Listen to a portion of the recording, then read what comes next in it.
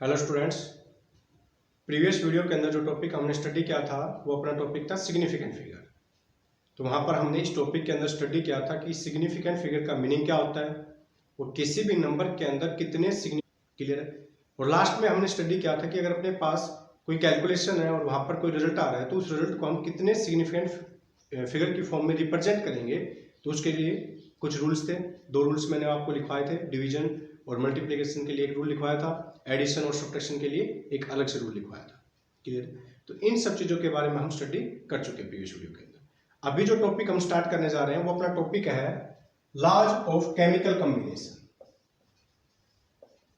Laws of chemical combination.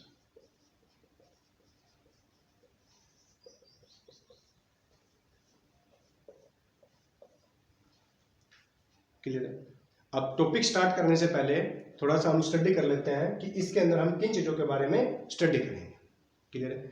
तो law of chemical combination का meaning क्या है कि जब भी कोई केमिकल रिएक्शन होती है तो वो वहां पर कुछ लॉज को फॉलो करती है। क्लियर है। और वो कौन से लॉ है उन सबको मैं यहाँ पर आपको पहले नोट करवाऊंगा, फिर उन सभी को हम वन बाय वन स्टडी करेंगे। क्लियर है। तो इसका मतलब क्या है कि जब भी कोई केमिकल रिएक्शन होगी तो कुछ लॉज को फॉलो करती है, यानी कि उन्हीं लॉ के अकॉर्डिंग होगी वो केमिकल रिएक्शन। और वो कौन से लॉ है उन सभी को मैं यहाँ पर पहले नोट करवा रहा हूँ। जनरली अपने पास 5 लॉ होते हैं। क्लियर है। उन सभी को मैं यहाँ पर पहले नोट करवा रहा हूँ, फिर वन बाय वन सभी को हम स्टडी करेंगे। क्लियर है। तो फर्स्ट लॉ है अपने पास लॉ ऑफ कंजर्वेशन ऑफ मास।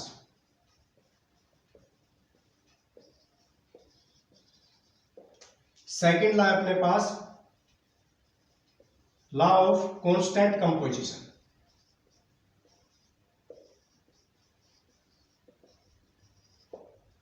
और थर्ड लॉ अपने पास law of multiple proportion. Fourth law अपने पास लॉ ऑफ रेसिप्रोकल प्रोपोर्शन। और फिफ्थ और लास्ट लॉ अपने पास law of combining volume.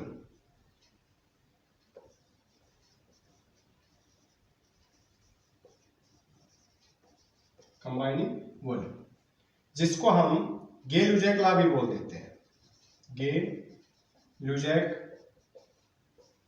Law of gaseous volume भी बोल देते हैं।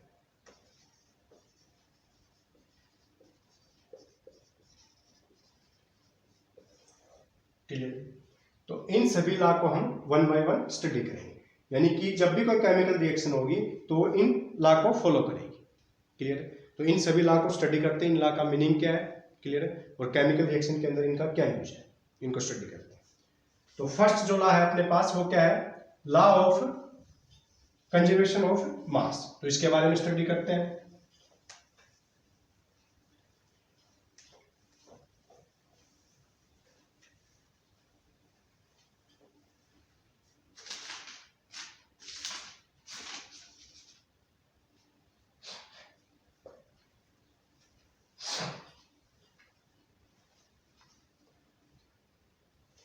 फर्स्ट लॉ है अपने पास law of conservation of mass. अब इस लॉ का मीनिंग क्या है, इस लॉ का मीनिंग क्या है, इसका मतलब क्या है। ये लॉ क्या कहता है कि mass neither be created nor be destroyed. Clear है। यानी कि इस यूनिवर्स का जो मास है वो क्या है, फिक्स है। अब इस लॉ का केमिकल रिएक्शन के अंदर क्या मतलब है, क्या यूज है, उसको समझते हैं। अब अपने पास केमिकल रिएक्शन के अंदर क्या होता है, रिएक्टेंट होता है और क्या होता है, प्रोडक्ट होता है। रिएक्टेंट होता है और क्या होता है, प्रोडक्ट होता है। तो ये लॉ क्या कहता है कि जितना मास रिएक्टेंट का होगा उतना ही मास किसका होगा, प्रोडक्ट का होगा। यानी कि जितना मास रिएक्टेंट का कन्वर्ट हो रहा है किसके अंदर, प्रोडक्ट के अंदर, तो दोनों का मास क्या मिलेगा, सेम मिलेगा। क्लियर है। यानी किसी भी केमिकल रिएक्शन के अंदर जो मास होता है वो क्या रहेगा, कांस्टेंट रहेगा। क्लियर है। ये चीज क्लियर होगी। तो यहां पर अब हमने 10th क्लास के अंदर बैलेंस्ड केमिकल इक्वेशन और अनबैलेंस्ड केमिकल इक्वेशन के बारे में स्टडी किया था। अनबैलेंस्ड केमिकल इक्वेशन क्या होती है, वो इक्वेशन जिसके अंदर रिएक्टेंट और प्रोडक्ट का मास क्या नहीं होता, इक्वल नहीं होता। और बैलेंस्ड केमिकल इक्वेशन क्या होती है, जिसके अंदर रिएक्टेंट और प्रोडक्ट का मास क्या होता है, इक्वल होता है। उसी केमिकल इक्वेशन को हम क्या बोलते हैं, बैलेंस्ड केमिकल इक्वेशन बोलते हैं। क्लियर है। और वहां पर एक क्वेश्चन अराइज होता है कि why we need to balance a chemical equation, यानी कि किसी भी अनबैलेंस्ड केमिकल इक्वेशन को हम बैलेंस क्यों करते हैं। तो वहां पर हमने आंसर दिया था, याद हो आपको, कि according to law of conservation of mass, यानी कि इसी लॉ की वजह से हम किसी भी अनबैलेंस्ड इक्वेशन को क्या करते हैं, बैलेंस करते हैं, ताकि रिएक्टेंट का मास और प्रोडक्ट का मास क्या हो जाए, इक्वल हो जाए। क्लियर है। क्योंकि हमें पता है कि ये लॉ क्या कहता है कि जो रिएक्टेंट का मास होगा वही किसका मास होगा, प्रोडक्ट का मास होगा, यानी कि कंप्लीट रिएक्शन के अंदर जो मास होगा वो क्या रहता है, कांस्टेंट रहता है। क्लियर है। हाँ, अगर यहाँ पर प्रोडक्ट का कुछ मास कम है, किसके कंपैरिजन में, रिएक्टेंट के कंपैरिजन में, इसका मतलब जो मास कम है यहाँ पर वो मास क्या हो गया, किसी अनदर फॉर्म में कन्वर्ट हो गया, यानी कि वो किसके अंदर कन्वर्ट हो गया, एनर्जी की फॉर्म में कन्वर्ट हो गया। क्लियर है। वो एनर्जी किसी भी फॉर्म में हो सकती है, हीट की फॉर्म में हो सकती है, लाइट की फॉर्म में हो सकती है। क्लियर है। अब मैं अगर इसको एग्जांपल से आपको समझाऊं, मान ले मेरे पास 1 kg वुड है, मैं इसको बर्न करता हूं तो मेरे पास क्या मिलता है, एस मिलती है, CO2 मिलती है और हीट मिलती है। क्लियर है। अब इसका वेट क्या है, 1 kg, और सभी को पता है जो ऐसे तो राख बनती है उसका वेट क्या मिलेगा, इससे बहुत कम मिलेगा। अब मान लिया मैंने इसका मास कितना है, 100 ग्राम। क्लियर है। इसका मास मान लिया मैंने 200 ग्राम है CO2 का, तो टोटल मास कितना हो गया, 300 ग्राम। क्लियर है। अब रिएक्टेंट, ये रिएक्टेंट है और ये क्या है, मान लिया प्रोडक्ट, यानी कि रिएक्टेंट और प्रोडक्ट का मास इक्वल नहीं है। इसका मतलब ये रिएक्शन इस लॉ को फॉलो नहीं कर रही। अब जो मास यहां पर कम हुआ है, अब कितना मास कम हुआ है यहां पर, 700 ग्राम। इसका मतलब क्या है, जो मास यहां पर कम हुआ है वो किसके अंदर कन्वर्ट हो गया, हीट के अंदर कन्वर्ट हो गया। क्लियर है। तो यार ये चीज क्लियर है कि अगर प्रोडक्ट का मास कम है, इसका मतलब वो मास किसके अंदर कन्वर्ट हुआ है, किसी एनर्जी की फॉर्म में कन्वर्ट हुआ है। वो एनर्जी किसी भी फॉर्म में हो सकती है, हीट की फॉर्म में हो सकती है, लाइट की फॉर्म में हो सकती है, बट अगर ओवरऑल मास की बात करेंगे तो क्या मिलेगा, सेम मिलेगा। क्लियर है। अब यहां पर एनर्जी और मास का एक रिलेशन होता है जिसको हम बोलते हैं आइंस्टीन इक्वेशन बोलते हैं, जो फिजिक्स के अंदर पढ़ते हैं हम, E = mc²। E = mc²। Einstein ने क्या इक्वेशन दी, किसके बीच में रिलेशन दिया, एनर्जी और ये क्या अपने पास, एनर्जी, और ये क्या है, मास। ये इक्वेशन क्या बताती है हमें कि जो मास यहां पर कम हुआ है प्रोडक्ट का, वो किसके अंदर कन्वर्ट हो गया, एनर्जी के अंदर कन्वर्ट हो गया। यानी कि अगर मैं यहां पर इस मास की ये वैल्यू पुट करूंगा, और यहां पर C क्या है, वेलोसिटी ऑफ लाइट, C क्या है, वेलोसिटी ऑफ लाइट, जो फिक्स होती है, वेलोसिटी ऑफ लाइट, यानी कि कांस्टेंट है। अगर मैं यहां पर इस मास की वैल्यू और C की जगह इस वेलोसिटी ऑफ लाइट को पुट करूंगा, तो यहां पर जो वैल्यू आएगी वो किसके बराबर आएगी, इस एनर्जी के बराबर, क्योंकि ये हीट क्या है, एनर्जी है, क्या है, एनर्जी है। क्लियर है। तो इसका मतलब क्या है कि टोटल मास क्या मिलेगा, हमें इक्वल मिलेगा। तो ये चीज क्लियर हो गई कि ये लॉ ऑफ कंजर्वेशन ऑफ मास क्या कहता है कि किसी भी रिएक्शन के अंदर मास क्या मास जो होता है वो हमेशा क्या रहता है, कांस्टेंट रहता है। Mass neither be created nor be destroyed. Clear है। तो फर्स्ट लॉ क्लियर हो गया। अब सेकंड जो लॉ है अपने पास वो है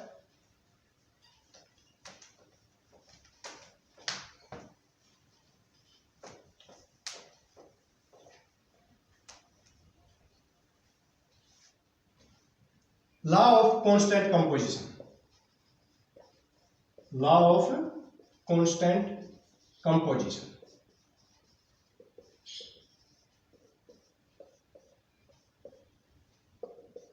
अब ये लॉ क्या कहता है, हमने कंपाउंड की डेफिनेशन स्टडी की थी 9th क्लास के अंदर। क्लियर है। तो वहां पर हम क्या बोलते हैं कि वो सब्सटेंस जिनके अंदर एलिमेंट्स एक फिक्स रेशियो के अंदर प्रेजेंट होते हैं, उन्हीं सब्सटेंस को हम क्या बोलते हैं, कंपाउंड बोलते हैं। क्लियर है। वही चीज क्या कहलाती है, ये लॉ कहलाता है, लॉ ऑफ कांस्टेंट कंपोजिशन या प्रोपोर्शन। क्लियर है। इसका मतलब क्या है कि जब भी कोई कंपाउंड बनेगा, यानी कि जब भी दो एलिमेंट्स कंबाइन होंगे और एक कंपाउंड बनाएंगे, तो उस कंपाउंड के अंदर जो एलिमेंट्स प्रेजेंट है उनका जो मास रेशियो होगा वो हमेशा क्या रहेगा, फिक्स रहेगा। जैसे एग्जांपल से अगर हम देखें, जैसे H2O होता है, यानी कि जब भी वाटर बनेगा, अब यहां पर हाइड्रोजन का मास क्या है, 2, ऑक्सीजन का मास कितना है, 16, रेशियो क्या आ गया, 1:8। यानी कि जब भी वाटर बनेगा वहां पर हाइड्रोजन और ऑक्सीजन का रेशियो क्या मिलेगा हमें, मास का रेशियो क्या मिलेगा, हमेशा 1:8। क्लियर है? यानी कि इस यूनिवर्स के अंदर आप कहीं भी जाओगे और वाटर का स्ट्रक्चर देखोगे, क्या मिलेगा, H2 मिलेगा, और वहां पर हाइड्रोजन और ऑक्सीजन का जो मास रेशियो मिलेगा वो क्या मिलेगा, 1:8 ही मिलेगा। क्लियर है? तो ये ला क्या कहलाता है, अपना law of constant composition. Clear है? तो ये चीज क्लियर होगी। लॉ ऑफ कांस्टेंट कंपोजिशन का मतलब क्या है, अब इसको लिख लेते हैं थ्योरेटिकल फॉर्म में। when two or more elements combine and form a compound, then mass ratio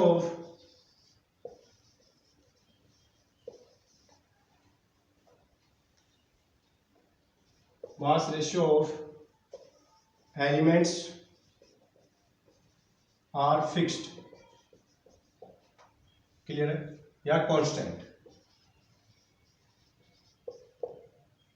यानी कि जब भी दो एलिमेंट्स कंबाइन होंगे तो क्या बनाते हैं, कंपाउंड बनाएंगे, और कंपाउंड हमें पता है कब बनता है, केमिकल चेंज के थ्रू बनता है। इसका मतलब क्या है, वहां पर क्या हो रही है, केमिकल रिएक्शन हो रही है। क्लियर है? इससे क्या प्रूव होता है कि जब भी कोई केमिकल रिएक्शन होगी, कंपाउंड बनेगा, वहां पर जो एलिमेंट्स होगा, वहां पर उन एलिमेंट्स का जो मास रेशियो होगा वो क्या होगा, फिक्स होगा।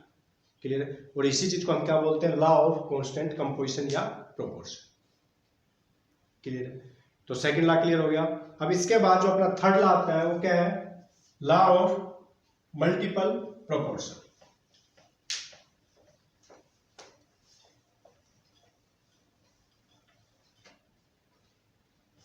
थर्ड लॉ अपना लॉ ऑफ मल्टीपल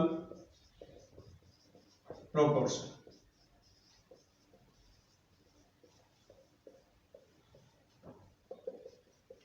अब ये लॉ क्या कहता है, इसको एग्जांपल से समझना, फिर इसके बारे में थ्योरेटिकल पोर्शन लिखते हैं हम। ये क्या कहता है कि मेरे पास दो एलिमेंट है, मेरे पास मान लिया कार्बन और ऑक्सीजन दो एलिमेंट है, और ये दो एलिमेंट कंबाइन होके एक से ज्यादा क्या बना रहे हैं, कंपाउंड बना रहे हैं। मान लिया पहले कार्बन और ऑक्सीजन कंबाइन हुए, क्या बना, carbon monoxide, carbon monoxide. Second time फिर कार्बन और ऑक्सीजन कंबाइन हुए, क्या बना, CO2। मैं क्या कह रहा हूं कि मेरे पास दो एलिमेंट है, दो एलिमेंट्स कंबाइन हो रहे हैं डिफरेंट टाइम पे, और क्या बना रहे हैं, डिफरेंट कंपाउंड बना रहे हैं। यानी कि फर्स्ट टाइम वो कंबाइन हुए, कार्बन प्लस ऑक्सीजन क्या बनाया, कार्बन मोनोऑक्साइड, फिर वो कंबाइन हो रहे हैं, कार्बन प्लस ऑक्सीजन क्या बना रहे हैं, CO2। यानी कि दो एलिमेंट्स एक से ज्यादा कंपाउंड बना सकते हैं। क्लियर है? क्या अपने पास कार्बन मोनोऑक्साइड और कार्बन डाइऑक्साइड। क्लियर? अब यहां पर एक एलिमेंट का जो मास है वो क्या है, फिक्स है। मास किसका फिक्स है, कार्बन का फिक्स है। क्लियर है? यहां पर भी कार्बन का मास कितना है, 2 है, यहां पर भी मास कितना है कार्बन का, 2 है। क्लियर है? यानी कि जब भी दो एलिमेंट्स कंबाइन होंगे और एक से ज्यादा कंपाउंड बनाएंगे, और वहां पर एक एलिमेंट का मास क्या है, फिक्स है। यहां पर किसका फिक्स है, कार्बन का फिक्स है। और जो दूसरे का मास फिक्स नहीं है, यहां पर ऑक्सीजन का मास कितना है, 16, यहां पर कितना है, 32। तो ये लॉ क्या कहता है कि जिस एलिमेंट का मास फिक्स नहीं है, उनका मास क्या मिलेगा, सिंपल रेशियो में मिलेगा। तो यहां पर रेशियो क्या आएगा, 1:2। क्लियर? यही लॉ क्या कहलाता है, अपना law of multiple proportion. Clear है? इसका मतलब क्या है कि जब भी दो एलिमेंट्स एक से ज्यादा कंपाउंड बनाएंगे, और वहां पर उन कंपाउंड्स के अंदर एक एलिमेंट का मास फिक्स है और दूसरे एलिमेंट का मास क्या कर रहा है, वेरी कर रहा है। क्लियर है? तो जिस एलिमेंट का मास वेरी कर रहा है दोनों कंपाउंड के अंदर, तो वहां पर उन एलिमेंट्स का मास, उस एलिमेंट का मास दोनों कंपाउंड के अंदर क्या होगा, एक सिंपल रेशियो के अंदर प्रेजेंट होगा। तो यहां पर ये रेशियो क्या है, सिंपल, 1:2। क्लियर? और यही ला क्या कहलाता है, अपना मल्टीपल प्रोपोर्शन। जैसे सल्फर और ऑक्सीजन का एग्जांपल देखें, सल्फर और ऑक्सीजन कंबाइन होकर क्या बनाते हैं, SO2 भी बना सकते हैं और SO3 भी बना सकते हैं। क्लियर है? अब यहां पर सल्फर का मास क्या है, फिक्स। क्लियर है? SO3। और ऑक्सीजन का मास क्या कर रहा है, वेरी कर रहा है। क्लियर है? तो यहां पर इनका जो मास है, यानी कि यहां पर जो इसका मास क्या हो जाएगा, 32, इसका कितना हो जाएगा, 48। रेशो क्या आएगा, 2:3। यानी कि ये रेशो भी क्या है, सिंपल रेशियो। क्लियर? यानी कि जो सेकंड एलिमेंट है जिसका मास फिक्स नहीं है और दो एलिमेंट्स के अंदर जो प्रेजेंट है उसका जो रेशियो होगा दोनों एलिमेंट्स के अंदर मास का जो रेशियो होगा वो क्या होगा, सिंपल रेशियो के अंदर प्रेजेंट होगा। यही ला क्या कहलाता है, अपना law of multiple proportion. Clear? तो इसकी मैं डेफिनेशन लिखवा देता हूं, ये चीज क्लियर होगी आपको। एग्जांपल से लॉ ऑफ मल्टीपल प्रोपोर्शन क्या कहता है,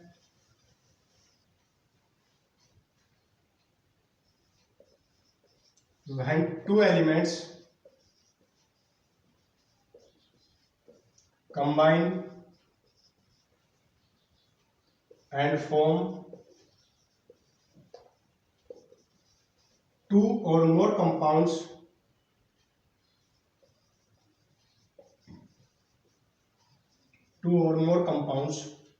then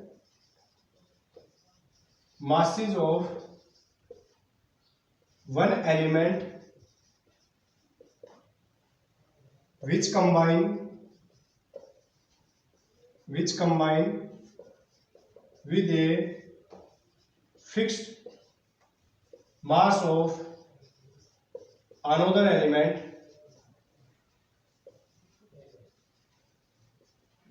bear a simple ratio।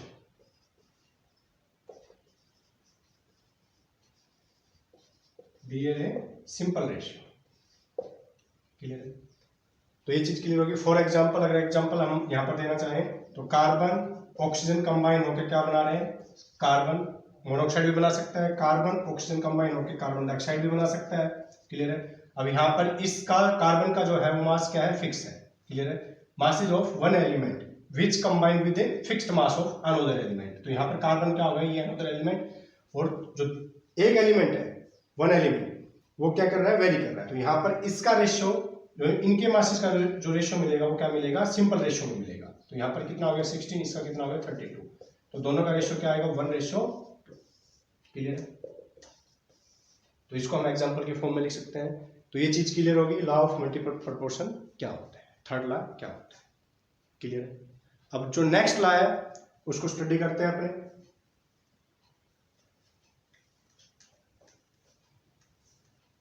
Fourth law को स्टडी करते हैं। फोर्थ लॉ क्या अपने पास, लॉ ऑफ रेसिप्रोकल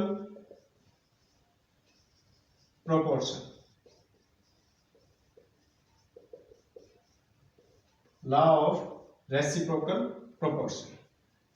अब पहले इसको एग्जांपल से देखते हैं इस लॉ का मीनिंग क्या है, फिर इसकी मैं डेफिनेशन लिखवा दूंगा आपको। अब मान लें मेरे पास कोई रिएक्शन है, पहले डायग्राम को समझना। सल्फर हाइड्रोजन के साथ रिएक्ट कर रहा है, ऑक्सीजन के साथ रिएक्ट कर रहा है। अब देखो मेरे पास 3 रिएक्शन है। फर्स्ट रिएक्शन में सल्फर हाइड्रोजन के साथ रिएक्ट कर रहा है, क्या बना रहा है, H2S बना रहा है। सल्फर ऑक्सीजन के साथ रिएक्ट कर रहा है, क्या बना रहा है, SO2 बना रहा है। और ये दोनों आपस में रिएक्ट कर रहे हैं, हाइड्रोजन ऑक्सीजन क्या बना रहे हैं, H2O बना रहे हैं। क्लियर है? अब इस रिएक्शन में सल्फर और हाइड्रोजन की रिएक्शन में सल्फर का कितना मास यूज हो रहा है, 32, क्योंकि यहां पर कितना है, एक ही सल्फर है। क्लियर है? और इस रिएक्शन में सल्फर और ऑक्सीजन वाली रिएक्शन में सल्फर का कितना मास यूज हो रहा है, 32 ही हो रहा है। क्लियर है? क्योंकि यहां पर भी सल्फर कितना है, 1 है। और इस रिएक्शन में हाइड्रोजन का कितना मास यूज हो रहा है, 2, कितना H, 2 है। और इस रिएक्शन में ऑक्सीजन का कितना मास यूज हो रहा है, 32, क्योंकि ऑक्सीजन कितने, 2। क्लियर? और इस रिएक्शन में हाइड्रोजन का कितना मास यूज हो रहा है, 2, और ऑक्सीजन का कितना मास यूज हो रहा है, 16। ये चीज क्लियर होगी। अब देखिए समझना, ये लॉ क्या कहता है, इसको समझना। जब दो एलिमेंट्स, यहां पर मैंने 2 एलिमेंट्स मान लिए हाइड्रोजन और ऑक्सीजन, किसी थर्ड एलिमेंट के फिक्स मास के साथ रिएक्ट करते हैं। जब दो एलिमेंट्स यहां पर हाइड्रोजन और ऑक्सीजन, मैंने 2 एलिमेंट्स मान लिए, वो किसी थर्ड एलिमेंट के फिक्स मास के साथ रिएक्ट करते हैं। थर्ड एलिमेंट सल्फर, उसके एक फिक्स मास के साथ रिएक्ट करते हैं। तो वहां पर जो उनका मास रेशियो है, और यहां पर जब दोनों वो एक दूसरे के साथ रिएक्ट करते हैं तो उनके मास रेशियो के या तो बराबर होगा या क्या होगा, सिंपल रेशियो के अंदर प्रेजेंट होंगे।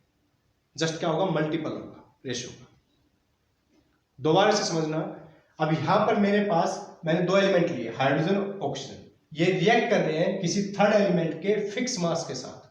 क्लियर है? अब यहां पर इन दो एलिमेंट्स का जो थर्ड एलिमेंट के साथ जो रिएक्ट कर रहा है वो मास कितना है, 232। अब इन मास का रेशियो या तो बराबर होगा जब ये दोनों एक दूसरे के साथ रिएक्ट करेंगे, या फिर जस्ट क्या होगा, मल्टीपल होगा, सिंपल रेशियो होगा। क्लियर है? इसका मतलब क्या है, अब यहां पर ये हाइड्रोजन और ये ऑक्सीजन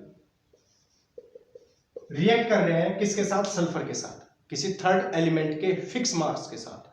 तो यहां पर इसका मास कितना है जब ये सल्फर के साथ रिएक्ट कर रहा है, 2, इसका मास कितना है, 32, तो 2:32 हो गया, यानी कि मास रेशियो कितना आ गया, 1:16। क्लियर? अब जब ये दोनों एक दूसरे के साथ रिएक्ट कर रहे हैं, यानी कि वो एलिमेंट जो थर्ड के साथ रिएक्ट कर रहे हैं, जब ये दोनों एक दूसरे के साथ रिएक्ट कर रहे हैं, तब इनका मास रेशियो कितना है, 2:16, यानी कि 1:8।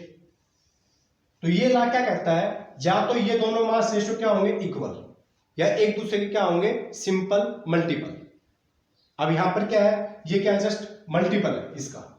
क्लियर है? कैसे, यानी कि ये दोनों रेशियो एक दूसरे के साथ कैसे रिलेटेड है, 1:8, 1:16, तो रेशियो क्या होगा, 2:1। तो ये क्या है, सिंपल रेशियो है। क्लियर? इसी लॉ को हम क्या बोलते हैं, लॉ ऑफ रेसिप्रोकल प्रोपोर्शन।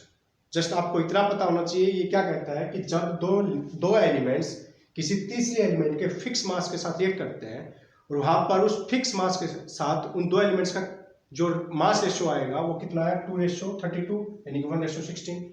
उनका जो मास रेशियो होगा जब वो एक दूसरे के साथ रिएक्ट करेंगे, खुद रिएक्ट करेंगे, तो वहां पर जो मास रेशियो होगा या तो वो दोनों क्या होंगे, बराबर होंगे, या जस्ट क्या होंगे, मल्टीपल होंगे, सिंपल मल्टीपल की फॉर्म में होंगे। तो यहाँ पर ये क्या है, एक दूसरे का मल्टीपल है। 1 तो क्या है, यानी कि 2 से हम इसको अगर मल्टीप्लाई करते हैं तो क्या आ जाएगा, 1:16। जब हमने यहाँ से देखा कि एक दूसरे के साथ कैसे रिलेटेड है, तो 1:8 रेशियो 1/16, तो यहाँ पर क्या रेशियो आएगा, 2:1, जो क्या है, सिंपल रेशियो। क्लियर है? तो ये चीज क्लियर हो गई कि फोर्थ लॉ क्या कहता है, लॉ ऑफ रेसिप्रोकल प्रोपोर्शन क्या कहता है। क्लियर है? अब इसकी मैं डेफिनेशन लिखवा देता हूँ, डेफिनेशन की फॉर्म में लिखवा देता हूँ, फिर इसको एग्जांपल की फॉर्म में लिख लेना, इसी एग्जांपल को। The ratio of masses of two elements A and B combine with the third element with the fixed mass of third element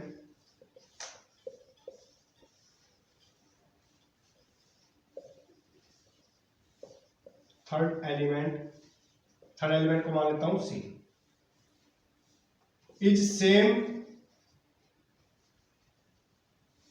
is either same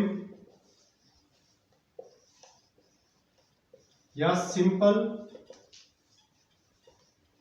multiple of ratio of masses when two elements A and B combine with each other. Clear? इसको example से समझ लेना। For example मैंने क्या बताया था आपको, मेरे पास क्या है, सल्फर है, हाइड्रोजन है, ऑक्सीजन है, ये रिएक्ट करेगा, क्या बनेगा, SO2 बनेगा। यहाँ पर इसका मास SO32, सॉरी मास सल्फर का 32, यहाँ पर इसका भी 32, ये H2O बनाएगा, ये H2S बनाएगा, यहाँ पर 32, यहाँ पर हाइड्रोजन का मास 2, इसके लिए 2, और यहाँ पर कितना हो गया, 60। क्लियर? तो यहाँ पर जो 2 एलिमेंट्स माना मैंने, A और B, वो क्या है, A मान लिया मैंने हाइड्रोजन, B मान लिया मैंने ऑक्सीजन, और C क्या मान लिया, सल्फर। क्लियर है? तो यहाँ पर जो इनका जो मास रेशियो है, जो थर्ड के साथ कंबाइन हो रहे हैं, उनका मास रेशियो किसके बराबर होगा, या तो जब दोनों एक दूसरे के साथ कंबाइन हो रहे हैं, यानी कि A और B एक दूसरे के साथ कंबाइन हो रहे हैं, या तो इन रेशियो के बराबर होगा या क्या होगा, मल्टीपल होगा। तो यहाँ पर क्या रेशियो है इनका, 2:32, जो थर्ड के साथ कंबाइन हो रहे हैं, तब इनका रेशियो क्या है, 2:32, जो क्या आएगा, 1:16। और जब एक दूसरे के साथ कंबाइन हो रहे हैं तब क्या रेशियो है, 2:16, तो क्या आएगा, 1:8। तो ये दोनों रेशियो एक दूसरे के क्या है, सिंपल मल्टीपल है। किसके मल्टीपल है? 2 का मल्टीपल है। तो यहाँ पर इन दोनों का जो रिलेशन आएगा वो क्या आएगा? 1/16 रेशियो 1/18। तो क्या आ जाएगा यहाँ पर? 1:2। क्लियर? तो ये चीज क्लियर होगी कि लॉ ऑफ रेसिप्रोकल प्रोपोर्शन क्या कहता है और ये किसी भी केमिकल रिएक्शन के अंदर इसका क्या यूज है। क्लियर? जो लास्ट लॉ है अपने पास वो है Gay Lussac law of gaseous volume. Fifth law क्या अपने पास? लॉ ऑफ कंबाइनिंग वॉल्यूम, जिसको हम क्या बोल देते हैं? Gay Lussac's law of gaseous volume भी बोल देते हैं। Gay Lussac law of gaseous volume भी बोल देते हैं। अब इसको समझना, ये लॉ क्या कहता है? अभी तक जो हमने रिलेशन पढ़े, जिन लॉ के बारे में हमने स्टडी किया है, वो सभी लॉ किसके बारे में बता रहे हैं? मास के रिलेशन के बारे में बता रहे हैं। क्लियर है? अब ये जो फिफ्थ लॉ है ये क्या कहता है? अगर अपने पास जो रिएक्शन है वो किस फॉर्म में है? गैसियस फॉर्म में है। क्लियर है? यानी कि रिएक्टेंट और प्रोडक्ट किस फॉर्म में है? गैसियस फॉर्म में। तो वहां पर हम मास की जगह क्या लेते हैं? उनका वॉल्यूम लेते हैं। तो वहां पर जो रिएक्टेंट और प्रोडक्ट का जो वॉल्यूम होगा वो सिंपल रेशियो के अंदर होगा। क्लियर है? ये किसके लिए एप्लीकेबल है? जब अपने रिएक्शन किस फॉर्म में होगी? गैसियस फॉर्म में होगी। और जब रिएक्शन गैसियस फॉर्म में होगी तो सिंपल सी बात है, वहां पर इसका मतलब क्या है? रिएक्टेंट और प्रोडक्ट किस फॉर्म में? गैसियस फॉर्म में। और गैस का हम क्या लेते हैं? वॉल्यूम लेते हैं, मास नहीं लेते हैं। क्लियर है? तो वहां पर जो रिएक्टेंट और प्रोडक्ट का जो वॉल्यूम है वो क्या मिलेगा? सिंपल रेशियो के अंदर मिलेगा। जैसे एग्जांपल से हम इसको क्लियर करें, मान लें मेरे पास हाइड्रोजन गैस क्लोरीन गैस के साथ रिएक्ट कर दिया तो क्या बनाती है? HCl बनाती है। इक्वेशन को बैलेंस करना, यहाँ पर क्या आएगा? 2। इसका मतलब क्या है? इसका वॉल्यूम कितना है? 1, इसका भी 1, और इसका कितना बन रहा है? 2। तो इनका रेशियो क्या हो गया? 1:1:2। यानी कि रिएक्टेंट और प्रोडक्ट का रेशियो, वॉल्यूम का रेशियो, जब रिएक्शन किस फॉर्म में? गैसियस फॉर्म में। क्योंकि यहाँ पर हाइड्रोजन भी गैसियस फॉर्म में, क्लोरीन भी गैसियस फॉर्म में और HCl भी गैसियस फॉर्म में। तो इन सभी का वॉल्यूम, रिएक्टेंट और प्रोडक्ट का वॉल्यूम क्या है? सिंपल रेशियो में मिलेगा, फ्रैक्शन में नहीं मिलेगा, होल नंबर में मिलेगा। क्लियर? ये अपना फिफ्थ है। क्लियर? तो ये चीजें बिल्कुल सिंपल है, ये चीज क्लियर होगी। नेक्स्ट